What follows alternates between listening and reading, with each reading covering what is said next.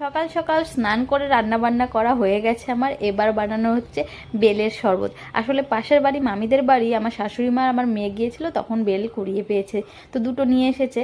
আর এখানে আমি শরবত বানাচ্ছি। দেখো বেলটা ভালো করে আগে ছাড়িয়ে মাখিয়ে নিচ্ছি, তারপরে দিয়ে দিচ্ছি চিনি। তো চিনিটা যাতে তাড়াতাড়ি গলে যায় সেজন্যই আগে দিয়ে দিচ্ছি। এবার আস্তে আস্তে দুধ দিচ্ছি। দুধটা কিন্তু কাঁচা দুধ, হ্যাঁ। দুধটা দিয়ে আস্তে আস্তে মাখিয়ে বেলের যে শিরাগুলো থাকে সেগুলোকে বের করে নেব।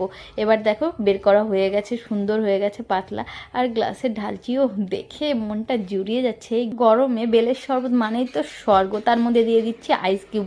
বুঝতে পারছো কেমন? তো বেলের শরবতের রেসিপি তো খুবই সিম্পল, তোমরা একটু দেখলেই পারবে।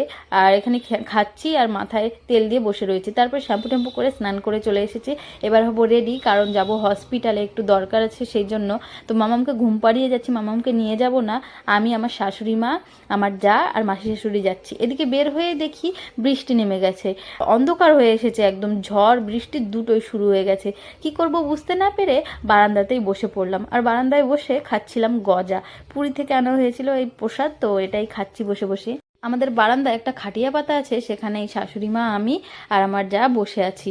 তারপরে বৃষ্টি থামলো 30 মিনিট পরে, তখন আমরা বের হয়ে যাচ্ছিলাম রাস্তায়। টোটো ডাকা হয়েছে। এখন দেখো রাস্তায় কি কাদা হয়েছে, বাড়িতেই জল এসে ভরে যায় আমাদের উঠোনে।